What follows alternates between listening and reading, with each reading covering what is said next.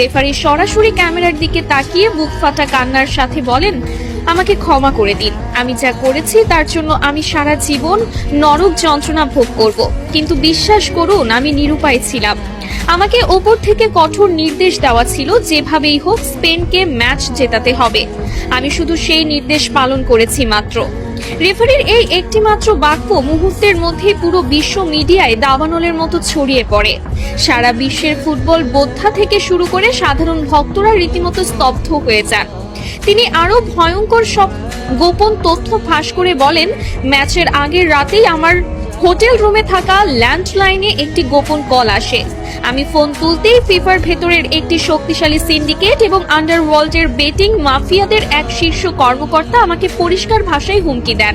তিনি বলেন, যদি স্পেন এই ম্যাচ না জেতে তবে আমার রেফারিং ক্যারিয়ার চিরতরে শেষ করে দেওয়া হবে।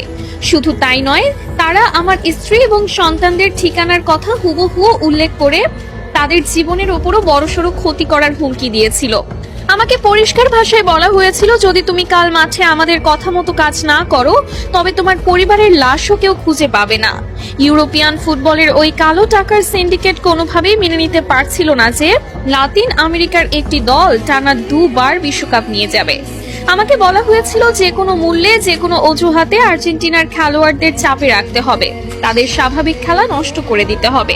কান্নায় ভেঙে পড়ে এই রেফারি আরো বলেন, ম্যাচের বয়স যখন 93 মিনিট, এনজো ফার্নান্ডেজ যখন সামান্য একটি বল দখলের লড়াইয়ে ফাউল করেছিল, তখন আমার কানে ইয়ারপিসে ওপর থেকে সরাসরি নির্দেশ আসে, এটাই সুযোগ, আর দেরি করো না, ওকে সরাসরি লাল কার্ড দিয়ে মাঠ থেকে বের করে দাও।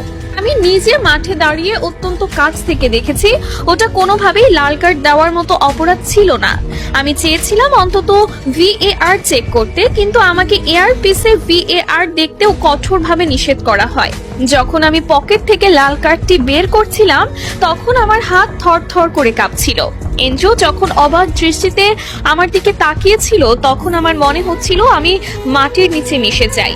10 জনের আর্জেন্টিনা যখন বীরের মতো লড়ছিল, ডি পল আর ম্যাক অ্যালিস্টাররা যখন নিজেদের শরীরের শেষ রক্তবিন্দু দিয়ে স্পেনের একের পর এক আক্রমণ ঠেকাচ্ছিল, তখন আমি নিজেই ভেতর থেকে কুড়ে কুড়ে খাচ্ছিলাম। আমি স্পেনের অনেক বড় বড় ফাউল ইচ্ছা করেই এড়িয়ে গেছি, কারণ আমার ওপর নির্দেশ ছিল প্রতিটা 50-50 ডিসিশন স্পেনের পক্ষে দেওয়ার। অতিরিক্ত সময়ে যখন স্পেনের ফেরান তোরেস গোলটি করলো তখন স্টেডিয়ামের স্প্যানিশ ভক্তরা উল্লাস করলেও আমার বুকের ভেতরটা অপরাধবোধে ভিন্ন হয়ে যাচ্ছিল।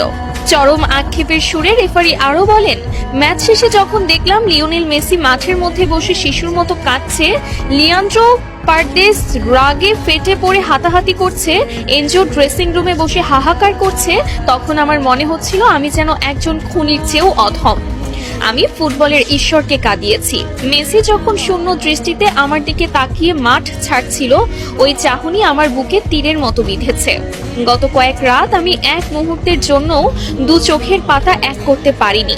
চোখ বন্ধ করলেই আমি মেসির সেই কান্নার দৃশ্য দেখতে পাচ্ছিলাম।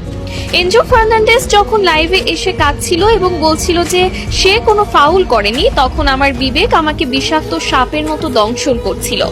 জীবনের ঝুঁকি নিয়ে রেফারি সবার সামনে আকুতি জানিয়ে বলেন, আমি জানি এই সত্যিটা বলার পর আমার ক্যারিয়ার আজ থেকেই শেষ হয়ে যাবে, হয়তো আমার জীবনের ওপরও হুমকি আসবে। ফিফার মাফিয়ারা আমাকে শান্তিতে থাকতে দেবে না। আমি জানি না কাল সকালে আমি আর বেঁচে থাকবো কিনা, কিন্তু আমি আর এই মিথ্যার বিশাল বোঝা বুকে নিয়ে বাঁচতে পারছিলাম না।